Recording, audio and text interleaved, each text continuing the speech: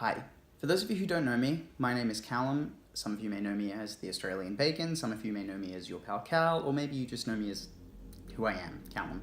And for the last 4 to 5 years, I've culminated this channel, the whole act of creating something that I love, or sitting down and being able to share my thoughts onto such an open platform and receive hundreds and hundreds of comments, whether or not it's positive or negative, just to see that people are actually engaging with my content and enjoying my content and leaving feedback on what my content is or anything along those lines. It warms up your heart in a way that is indescribable almost. When I started this channel, I never intended for it to be a channel as such. I used it as a creative outlet to express myself, to create music videos and dumb funny videos that I found entertaining and that, stuff that me and my friends would do. But, I fell into the trend of being a young teenager who was hypnotized by all these godlike figures that were, YouTubers of our time. They could just make, it made it seem easy and that anyone could do it, which anyone can. I never had the privilege of making this my full-time job. However, I did have the privilege of making it a full-time hobby almost. But trying to balance that with, I was in school, high school or secondary school. I don't know how the American schooling system works. I'm Australian. So anyway, for the last 2 years, year and a half, I don't know, I haven't uploaded any videos. My last video was most probably my short film, which was my final project in my senior year of high school. Something I'm very, very proud of, but now when I look back on it, I'm like, ooh, there are so many things I could have done better. So this year, 2019, I've decided to come back to YouTube. There were a lot of things that were meant to happen this year, but we'll start all the way from the beginning. 2017 was the year that my channel died, I guess you could say. I mean, it's still here, but let's go died. I was in my senior year of high school. I was flooded with work and school and family issues and personal issues, and I had a lot of crazy stuff going on, as you do in your senior year. You don't really have time for a lot of things, and unfortunately YouTube was one of those things I had to sacrifice. But if I'm honest, there was a lot of time I spent wasting away that I could have spent on YouTube and maximizing a creative outlet that brings joy to me, or brought joy to me, but I didn't because I was A, lazy, and B, scared. The reason I was scared was that word had got out around my school that I was making YouTube videos, and I can't remember how people found out. It could have been a friend telling them or something, but people found out, and as high schoolers do, or teenagers do, they made fun of me for it. Some people were very, very kind about it. A lot of people were quite kind about it and very supportive of it, but most people, unfortunately, were making fun of it. I mean, you being a 15, 16-year-old kid in front of a camera, trying to be like the cool, hip, big YouTubers, people are gonna poke fun at you for it, and that's exactly what happened. And unfortunately, I let it get the better of me and just privated a lot of my videos, as well as stopped making new ones altogether. Now that was 2017. When I finished school, I kind of made an internal promise to myself, and I probably voiced it throughout the growth of my channel anyway, that I would continue to make videos. I would start, I'd get out of school, I'd have all this time on my hands to do all these amazing things, but I didn't. Why is that? Well, here's the story of 2018. So my 2018, I got an offer into a university or college of my choice, and rather than beginning immediately, I decided to defer my offer for 1 year and take a year off. My reasoning for this being, I'd struggled through high school with mental health issues and personal issues, and it was awful. I hated every day being there.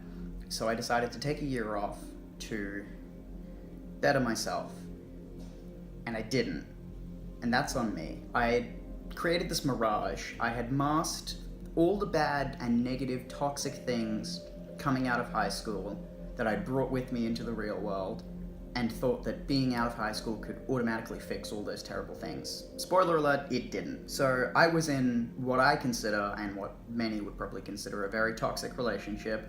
I had a buttload of family issues, I had a buttload of personal issues, and on top of that, I wasn't keeping myself busy. I'd recently gone through some pretty horrible things personally, and I was just a mess. Now, the thing is that when you're broken inside, and when you are a mess, you seek comfort, and you go to those who can provide you comfort, whether that be your family or friends, or a pet, or food, or games, or whatever it is that gives you that fulfillment. The thing is that when you're so empty that anything can fill you, it's not a good thing. I had the displeasure of coming into contact with 4 people who I had known for some time at this point, who turned my life upside down. But these people knew nothing but malicious intent and toxicity and how to tear someone out from the inside. Whether they knew that they were said things is beyond me. However, they still managed to do it time and time and time again to other people before me that I was too blind, too stupid, too in love with them. I know that sounds weird, but like, hear me out. When I come back from Melbourne, I was, as I said, a broken mess. And I had these people fill this broken mess. Now, the thing is that they weren't the type of people you want to have around you when you are a broken mess.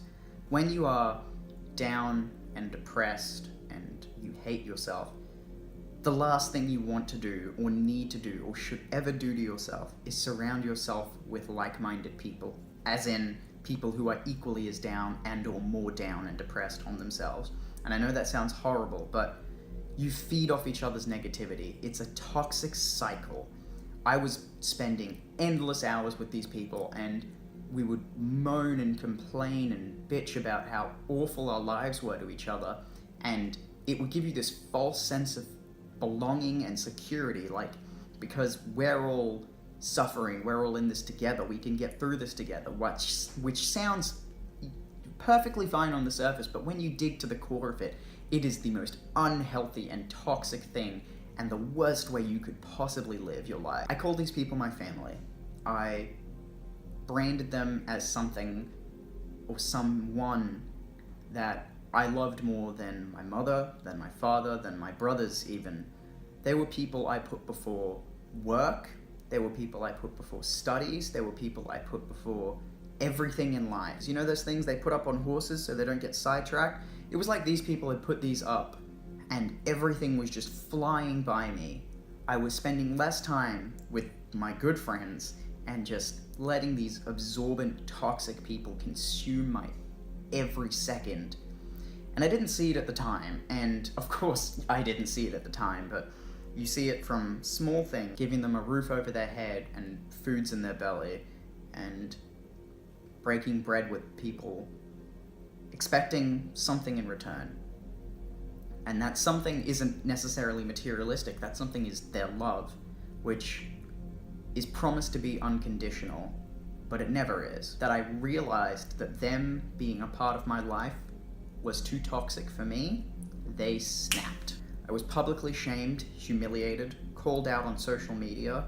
I had so many people I'd never even met approach me at parties or social events and even at a university to be like, I know you because of all of this. It's bizarre that you don't see the warning signs beforehand, but I guess love really is blind, because when you're in that state of bliss, it's like nothing can ever taint their opinion, your opinion of them.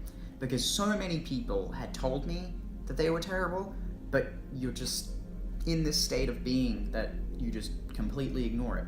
And it's not like I was the first person they did this to either. There were countless people I was friends with at the time, or used to be friends with, that I cut off being friends with to please these people. And that's never a healthy thing either, mind you. Never sacrifice your friendships for other people's friendships. Like, don't be a dick, be a good friend. So what White Collar Washouts was, the name of this channel now, and what this whole thing was meant to be, was I love these people with all my heart, I did. And I wanted to give them something in return after all they'd done for me. So I decided to go out and put together something that we could all be a part of. A podcast, which is, you know, the 21st century edition of, hey, we should open a bar, you know what I mean? Like, everyone wants to start a podcast. So I thought maybe we could turn my channel into our channel, something we could all work towards and make, you know, fantastic and hilarious, and put, you know, something like what Rooster Teeth does. They were a huge inspiration. I love them to bits. I went out, bought these microphones and these headsets and a green screen and all these things, and I set it up, and I would think to myself, man, I can't wait till the guys come and see this, and we can set this all up together, and we can record an episode, and we can do all these drinking games and have all this fun, and it'll be amazing. It'll be our own little thing. And I told the idea to some of them, and they loved it. They really did, and I was so excited to get this going. And then the drama happened, obviously. It followed, and the thing is with these toxic people is, again, you don't know the toxicity levels until it affects you directly. I received countless horrible, horrible messages. I was told some terrible things that I would never wish upon anyone, not even my worst enemy. I had friends and family who were contacted by them directly to call me out as such, or to tell all these terrible lies about me. I had a lot of people I had just met through these people, good people, mind, who suddenly turned on me, blocked me on social media, harassed me because they thought that I was this terrible monster that other people were spreading me out to be. I was publicly shamed and humiliated on Twitter, Facebook. I had my name tainted and death threats, which I could pretty much put up here, but I don't know if I will. And see, the thing is that while I could dead name them and show physical evidence as to the things that they've done and said, I won't, because I'm better than them, and I know that I'm better than them, and that sounds like a very egotistical thing, but it's true, because at the end of the day, I don't hate them. I'm not angry at them. I just look at them and I go, I'm glad that's out of my life now, and maybe it hurt me at the time, but I'm so glad that I went through it, because God, if they were in my life now, the things that they would be doing to turn it upside down. The thing is that when you love yourself at 20%, someone can come along and love you at 30%, and you'll be like, holy shit, that's so much. No, it's literally less than half. You need to love yourself at 100%, which is what I didn't do, because then no one can ever love yourself more than you love you, which I know sounds a bit, again, egotistical, but it's true. And so when I thought this drama was all over, when I thought the death threats would be done, the public humiliation would be over, I tried to log into YouTube to maybe make a kind of explanation video as to where I've been, something similar to this, just maybe less tailored towards the toxicity. However, I was locked out. And the reason for that was when I had initiated this whole white collar washouts thing, I had given the password to one of them, one of the toxic people whom I trusted the most out of everybody. And she had gone and changed the password on me and locked me out of my own account, an account that I'd spent 5 years working on and building. I contacted Google and I managed to get it back and block her out of it or something. I don't know how it works, but she'd also changed the banner to like the "It's free real estate" meme, which I actually found pretty entertaining. However, I found that incredibly childish and below even the likes of her, but I guess that's what you can expect from such terrible people. I've discovered that throughout all this darkness and all this torment and all these horrible, horrible things, is that your true friends and family really emerge. And I know that sounds so cheesy and cliche, but hear me out, because I thought that after all this, I was done. I was nothing. They were my everything, and I was just useless without them. I couldn't possibly be a good person or even a full person without them. But I found that those people who truly did care for me, they slowly started coming back. And even after the months and months of this toxic negativity that they continue to spread to this day, 4 months after the issue has been long forgotten, that people on the other side slowly start to realize their lies and recognize the truth and come back to me. And those are the people that you want. You want the people who believe what you truly are, not what lies other people are spreading. And the people who do believe the lies that are being spread are people you don't want around. It's that simple. And it took me this long to realize it, but it's such a fantastic feeling knowing that you are full and you have the people around you who love and support you no matter what. And I have so many people, I'm gonna dead name it, fuck it, it's wholesome people. It's Peter, you know I love you, you're like my dad. I got Megan, she's my big sister, not actually, but I love her to bits. I got Rohan, who's my little brother, I love him to bits and pieces, not actually my little brother again, but my little baby, he's also a vegan, so like, fuck him, but I'm kidding, he's great, I love him. You got Mitch, who's the dad of our entire group, and like my big brother who looks after me. You got Anna, she's hilarious, I love her to bits, I've known her since we were like yay big, and she's always been there to look after me. The other people, they labeled themselves as my family, and I wasted money, love, energy, and time on them. But when a knife of betrayal is shoved into your back, the people you can truly rely on, they don't turn away from you, they embrace you. I found those people, and to this day I would be nothing without them. They've been the reason I found my place in the world, and the reason that I continue to keep on fighting and keep on kicking this world in the butt and making the best life out of it. And after all this drama, I was disgusted by the word family. I thought it was just a terrible thing that was thrown around by people who used false morals and people who believed in some greater justice of their own personal integrity. Throughout this, I've discovered that these people around me who have surrounded themselves, who I've surrounded myself with, who have been there through all of this, start to finish and everything in between, have more than earned it, and my respect and my everlasting support and love. And for that, I'm forever grateful. You have no idea how much that means to me. And I know it's cliche, but reminiscing about the past, it doesn't get you anywhere. I'm here now, moving forward to try and just get all of that negative energy out and move past it, just so I can look back on this one day and go, wow, that was really, really something. And I am in such a good place right now. I'm beaming all the time. Even when talking about all that garbage stuff, I've got a feeling about this year. This is going to be the year for me, and I'm really happy that I can bring back this YouTube thing slowly, and I hope that you can forgive me and find it in your heart to stay with me throughout all this, see where it goes. I don't expect anything big out of it, but it'd be nice if you could stick around. So this has been Callum, your pal Cal, the Australian Bacon, whatever you want to call me. Thank you again for watching all of this if you did, and I hope you have a wonderful, wonderful 2019. Thank you.